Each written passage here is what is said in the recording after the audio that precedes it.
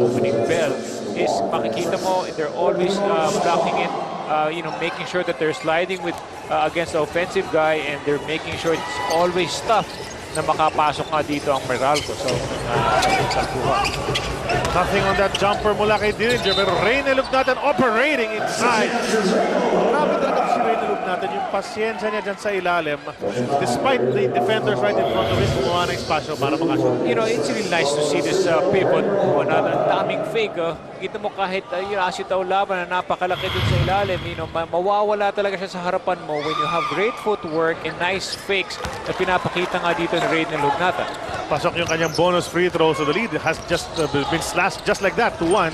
43 ang ating score. Lugnatan finishing that play earlier with the right hand. Alam natin kaliwete yan. Ito si Reynolds Lugnatan. So he shows that he's really adept at using that offhand. Borboran Drumayv. He gets fouled in the air and he's going to go to the line for 2 free throws. Gary David, guilty party, getting his first personal of this ballgame. Maybe a lot of the Air21 fans and the PBA fans in general would really want to see how Witherspoon would fare for Air21 compared to Lamizana. Wala na nga si Lamizana rito nung pinalitan na si Witherspoon. But this guy, when I watch him play, makikita mo ang very shifty, for a 6'8" guy. Hindi naman siya masyadong kalakihan ng katawan, but he makes up for that in terms of his quickness. Kung sa katawan lang, hindi nagkakaiba siya rin ni Lamizana masyado. Very lean itong si Witherspoon as well. But we heard he's more potent offensively. Malalaman natin na nakadalawang puntos na to start this ball game. Ito na naman sa poste, Lugnatan and Borboran, the lefties going at it. And at the post, there's a push. Mark Borboran matatawagan na kanyang unang personal foul. Napakahirap talagang depensa rin na Lugnatan. He could draw a foul on you that 14-second shot clock para sa Bolts, Jared Dillinger. Makes his move kontra Joseph Yo. Good defense para rito kay Yo, but the jump turn around with Dillinger, no go once again. 0 for 2 from the field so far for JD. Witherspoon catches and shoots from 3. Pasok yan, that's a 3-point shot brought to us by PLDT Homes Evolution. Turns your ordinary TV into an internet TV. You were just talking about the potent offensive threat, and pinakita niya right here in the first quarter alone. Witherspoon gumagawa kagad for Air21. Brian Butch missing inside, gets it right back. One and first 2 points na on the putback. 9-5 ang ating score naman ng 4 ng Air21. Ginamit talaga ni Brian Butch ang laki. At deep na nga siya mapigat sa shaded area with that power move under the basket. Nice lefty attempt mula kay Yo, but it doesn't go. Kabilang side, gustong bumawi sa tres si Gary D. Overshoots the rebound taken by Witherspoon. Asitaw Lava ahead of the pack. Pero nandun, nakaabang si Brian Butch, kaya nilabas na muna. Witherspoon, another one from 3. Dalawa yan in a row. That's brought to us by PLDT Homes Evolution. Turns your ordinary TV into an internet TV. Yung confidence level, Eric, sa bitaw. Well, napakataas because there, Dillinger was right in front of him. Nakatapak sa 3-point line kasi Dillinger, and yet he took it over Dillinger's defense. 8 points early para dito kay Witherspoon. Lugnatan inside against Asitaw Lava. Takes the right-handed hook, it bounces long. Asitaw Lava acting like the guard, but he throws it away. Karam gets into the passing lane. Karam will go into the lane, try to kick to Butch. Too late, kumat na si Brian Butch for the possible offensive rebound. That's a miscue. I thought Coach Franz Pumare was going to take that outside shot. He was squaring up for the shot. Mga pumasok na may tref talaga yan si Coach Franz Pumare back in the day. On this end, Air 25 games remaining for both teams. Napaka-importante na makalusot ka nga because they're actually bunched up with Barangay Ginebra in the middle of the pack. And right now, a win would actually give them 3-2, and the loser would go down deeper into the team standing. So napaka-importante itong laban na to for both teams. Mantalang puntahan muna natin ang ating kasama dito sa courtside. Let's go to Riza Diaz with the report on Wesley Witherspoon. Charlie, Thursday night dumating si Wesley Witherspoon dito sa Manila. Friday morning at kahapon ay nakapag-ensayo na to sa Air21 Express. Ang sabi ni Coach Franz Pumaren, we got him because his offensive repertoire is much more impressive. Then again, ang gusto namin sa kanya, nonetheless, but to be the go-to guy, lalong-lalo na down the stretch. Charlie? Thanks a lot, Riza. Well, so far sa ating laro, Eric, showing some offensive moves itong si Witherspoon. 8 points in the game. At ito, gusto man sumaksak all the way. Gets the foul, will have a chance to get 2 more from the free throw. And if he makes both free throws, he'll be in double digits already. You know what I like about this guy is actually very, quick, to the basket. The nice thing about it is he can hit a 3-point shot. And that's going to give problems for the defense to extend out. If you extend out on him, first basket niya was a drive to the basket. Ngayon naman, nakakuha siya ng foul kay Brian Butch. Ganun din, dire-diretso rin siya to the basket. So ang daming pwedeng gawin ito on the floor.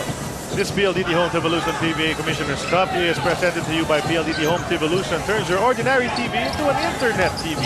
Hugnatan getting busy early, trying to post up once again. At si Witherspoon, sinubukan sana i-bounce yung bola off Hugnatan, but it bounced right back to him. Bago lumabas. Maayos rin siya dumipens. He's actually just staying in front. He's not gambling too much on the steals, and that's actually ideal for an import. Hugnatan tumanggap ng baseline inbound. That was a fresh 24 para sa Meralco. Under 7 minutes remaining here in the first. Nice spin from Hugnatan, but the hook shot once again masyadong malakas. So nakakuha na naman ng rebound si Kuya Asi. And another outside shot from Witherspoon. This one misses wide left yon. Rebound Brian Butch. Meralco umaatake. Jared Dillinger, the daredevil. Sidestepping, going in for the 2, pero hindi. Traveling, sabi natin baseline referee. Ang ganda sana nung lusot ni Jared Dillinger. Yung kaso natawagan nga lang ng traveling kasi nawala dito. Bigla yung import ng Air21. They took too many steps before making the shot. Joseph Yo, not known as a point guard, pero sa offense ng Air21, he handles the ball very, very frequently. Sa opensa. Here's Asi Taulava. Turns, faces, and shoots. It's gonna be short. Rebound, Brian Butch na naman. Pang-limang rebound na ni Brian Butch. Napaka-aga pa sa atin. Pero not even halfway through this first quarter. Anjo Karam getting a lot of time sa point guard position dahil nawala nga si Mike Cortez. Jared Dillinger was also out for a couple of games. And then Karam has proven to be an effective player. Ayun, drive yung bata. Hits the deck on the miss. Pero pumunta na naman sa linya for 2 free throws. Si Anjo Karam. The good thing about Meralco, you don't have Mike Cortez. Anjo Karam is playing great. Ito nga, bumabalik na nga dito si Jared Dillinger. Naglaro na siyang previous game and including this game. So, most of the guys in Meralco are slowly getting back like Mike Cortez. Soon, kakailanganin na rin siya ng bansang Meralco. But, talk about this guy on the free throw line. He's actually stepping up big time for Meralco. May report nga tayo tungkol dyan kay Anjo Karam mula kay Riza Diaz. Charlie, sabi ni Jared Dillinger, kung may magandang naidulot yung pagkakasakit niya, that is Anjo Karam and AJ Mandani getting some minutes and proving na kaya rin nilang makipag-compete dito sa PBA. Ang sabi niya, with these guys now playing at point guard, I can go back to playing 3 where I am more accustomed of and comfortable. Charlie?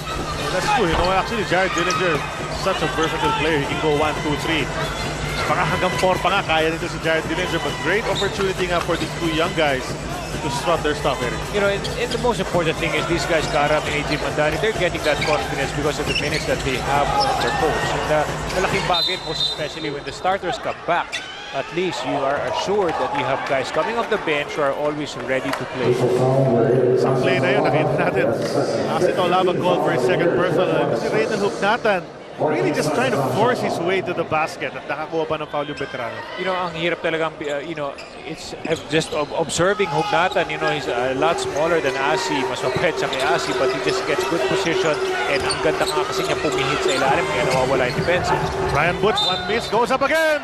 Napaganda ba doon sa pangalawang oportunidad sapagkat may chance ang maka 3-point play si Butch. That's actually something that a lot of the fans are looking for. Brian Butch powering himself in the basket. He actually used that elbow. Medyo walisin ng konti itong si Witherspoon. He's known to be a great 3-point shooter. Si Brian Butch and also his perimeter game. Questionable yung kanyang post, but in that last sequence, makikita mo that he also has that power game. Aside from that, nakita na natin kanyang hosting skills nung nag-guest siya sa ating center a week ago. And nakakuha na maraming fans yung mamang yan with his humor as well as his wit dun sa studio, no? But nakita natin, pasok na ng bonus free throw, 14-10. Lamang pa rin ang Air21 ng 4. Dumami rin naman ang fan si Brian Butch, Charlie, because yung games na na-cover natin siya, he was actually best player for both games. Nagtalo ang Meralco. Borgoran, Lefty jumper doesn't go. The rebound, John Wilson. Sa pagmagandang pick-up last season over itong si Coach Ryan Gregorio for his football. So guys doing a lot of things. And on that drive yun, 2 points na. Making me look good, partner. Kakabanggit ko lang na good pick-up. Nakados agad si John. So he helps out Meralco in so many ways, and he's actually a complete player who helps out on both ends of the floor. And the rebound from Brian Butch. You know, with Brian Butch just standing there, the ball falls right into his hands. So drumayip naman. On the run, Brian Butch. Pinin dun sa layup. Na naiinis siya sarili dahil siguro dapat naktak na niya yun. Pwede sa laki ng hakbang ni Brian Butch. Yun nga, na 2 fouls na to si Simon Atkins. For some early fouls. In fact, itong si Witherspoon nga, may 2 foul na rin para sa Air21. So he has to watch it. Because he's a new guy. He's bold and offensively put in 2 early fouls. Yun, kailangan siyang balitan muna. Mike Bertser comes in to replace him. Mac Cardona comes in as well. So does Jonas Villanueva. Upo rin si Borboran. Sino pa yung isang nawala? Simon Atkins. Simon Atkins also has 2 fouls at kailangan muna siyang i-upo. And this is a good time for Witherspoon to take a rest for 4 minutes. Depende rin kay Coach Franz kung kailan niya ibabalik. Because at least makikita niya, so many things that he can actually adjust to. But makikita mo naman he's a potent threat from the outside, compared to Lamizana. Lamizana is a great, shot blocker. What a pick mula rito kay Mike Bertser. Grabe yung bangga ni Bertser at ni Wilson. That was a foul on John Wilson trying to ram through. A good pick set by Bertser. At the 4:14 mark ng ating first quarter. And timeout na tinawag. We'll be back.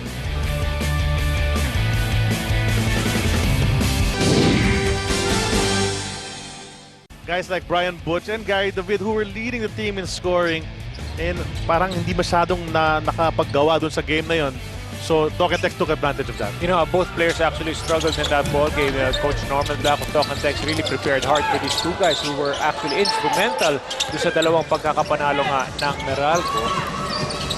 Right now, Meralco knocking at the door, just down by 1 after being down by as much as 9 earlier in the game. Ito si Jonas Villanueva. Hook shot in the lane. Palobong tira palagi. Up ahead. John Wilson for the fast break layup. And a nice look mula rito kay Brian Butch to take that lead pass. Bihirang-bihira yung mga fast break attack ng bansang Meralco. But the good thing about that is when they're wide open, they really would take advantage of that because of that nice defensive stop and rebound by Butch. Cardona on the run. The one-hander. Short yan. Brian Butch na naman nakakuha ng rebound. Ngayon, Gary David naman. There's one defender in front of him. Jonas Villanueva fouls Gary D on the break. And Meralco had grabbed the lead on that layup by John Wilson. A chance to extend that at the 3:31 mark na ating first quarter. The good thing pag nagsabay si David and of course nandyan si Mandani and Wilson on the floor, you are sure that talaga they will actually push the ball hard, most especially kung nakukuha nga kagad nila yung rebound. Balik muna tayo kay Riza Diaz. Charlie, literal na sumabog si El Granada kagabi nung unang sapak niya sa Celebrity Dance Battle ng TV5. Na-impress ang mga judges, so he qualifies to the next round. At kagabi, trending din siya sa Twitter. Ang sabi ni Gary David, high school pala, member na siya ng dance troupe. So hindi na sa kanya bago yung paghataw. Ang bago sa kanya, ballroom. Pero nakakatulong daw na yung basketball at pagsasayaw parang pareho din. He has to work on his footwork, flexibility, and timing. Next week, magcha-chacha si Gary David, kaya abangan natin yan. Charlie? Thanks a lot, Riza. Well, Gary David, of course, what a performance. People were talking about that routine that he did kagabi. At well, alam naman natin, he likes to dance around the court. Apparently, he likes to dance as well with a partner. Kahit may pahagis-hagis ng konti, kaya rin ni Gary Dion. The pass inside goes to Butch, back to the basket. Pektus ang ginamit. A piece of action there by Meralco after that nice cut to the basket for Brian Butch. But going back to the report of Riza, I think he'll be good in that tango, with Riza. It could actually be very nice to see him come. Ano ba yan? Mahirapan tayo dyan. Mahirap yung mga sayaw na ganyan. Eloy Poligrates from the top of the key, but he gets his own rebound. Ito si Poligrates coming over from Tokentex in the Canaleta trade. And Mac Cardona straight to the basket once again. Alam natin, Mac Cardona, when he feels like scoring, he'll do all he can to get to the basket. Yeah, Coach Franz Pumara really giving instructions dito kay Eloy Poligrates. It's nice to see what Cardona and Poligrates can do on the open court. And that's something that will be a weapon for Coach Franz. Good stats so far. First quarter pa lang, 8 points, 11 rebounds. So double-double alert na siya. Ngayon pa lang, with still 2:38 remaining in the first quarter for Brian Butch. Gusto rin bumawi niyan, Charlie, after that that performance against Talk and Tex. He really would want to prove himself. Lalong-lalo na, 16 puntos lang yung ginawa niya. And normally, umaabot siya ng halos 32 puntos kada laro. So, that's actually great defense by Talk and Tex with a high scoring import of Meralco. And coming off a 40-plus game right before that, di ba? Kaya naman what a big drop-off to bumawi. Cliff Hodge has been practicing his threes, but that's too long. John Wilson, power rebound for the guard. He was actually over everybody else getting that rebound. Nakabuera talaga siya from the outside. Jay Mandan. Fresh shot clock. Kaya naman take your time itong 2 minutes sakto natitira dito sa ating first quarter. Handoff goes to Wilson. Skips it over to Mandani sa kaliwa. Nice spin move. Yun, nakompleto. AJ Mandani. Great spin move by Mandani. Bihira natin makita yan, but he actually used it very well. 21-16, Meralco 5-point lead. Aldrich Ramos is in the ball game para kay Coach Franz Pumarin. But the ball is now with Mac Cardona. Takes that one-hander. Great one-on-one moves by actually dito on one side with Meralco. Ngayon, Mac Cardona is actually known to attack his defensive player. It's Brian Butch Lumas para tanggapin ang bola mula kay Mandan. Gary D. Gary trying to use the big triple team. Goes to Butch. 4 seconds to go. He takes that outside shot. That's a 3. Bounces out. Cliff Hodge keeps it alive. Mandani says, "Lock muna tayo. Let's slow it down." Bakbakan sa loob ng shaded area. Aldrich Ramos. Natawagan ng foul kontra kay Brian Butch. Despite itong si Witherspoon sitting on the bench with 2 fouls, Air21 is actually doing very well defensively against Meralco, holding down itong si Brian Butch, and even holding their own against those offensive dynamos of Meralco. Alam mo, sabi sa atin habang tumitira ito si Brian Butch from the free throw line, yung tatay ni Ryan Gregorio, at ito si Alan Gregorio, ating kaibigan at kasama natin dito dahil sa panel, their father, Professor Mark Gregorio, is watching the ball game right now. Uy. Siyempre, trying to see what's gonna happen dito kay Coach Ryan. Siyempre. Pasok ang free throws, 10 puntos na si Brian Butch. So that's double-double na si Brian Butch. First quarter pa lang tayo, less than a minute remaining. Poligrates, the one-handed pass, goes over to Jonas. Jumper is long, rebound. Who's gonna get it? Wilson. Up ahead to Mandani, kaya pa pahabulin. Hindi siya ganun kabilis. Sobrang lakas ng pasa. But Charlie, alam mo, nagiging problema dito. Although 5 lang, or actually 5 lang ang lamang dito ng Meralco. Yung problema naman ng Air21 is really the offensive rebounds. 12-second chance points already in the first, only in the first quarter alone. Tapos 12-0 second chance points. So Meralco is lording it over the boards. Attacking the basket si Cardona once again. We can see he is offensive-minded here in the first quarter, but no goal. His team still trails by 5. Ang bola nasa Meralco. Gusto pandagdagan tong 5-point lead. Only 12 seconds to go. Mandani, quick shovel pass dito kay Papa Ray Guevara. Great ball movement, Charlie, and nice kick out pass to the corner. Wide open shot. No, last second shot. Poligrates will look up at that clock. He's 4 seconds right now. Decides to drive it in, pero foul ang ginamit ng Meralco. They had that one foul to give, Eric.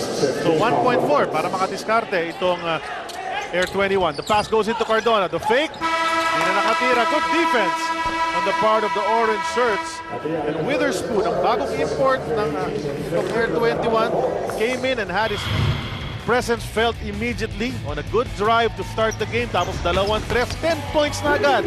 Pero matched by Brian Butch so far dito sa ating first quarter.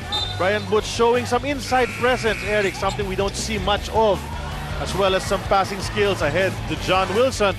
25-18 ang ating score. Meralco lamang ng 7 after 1 quarter.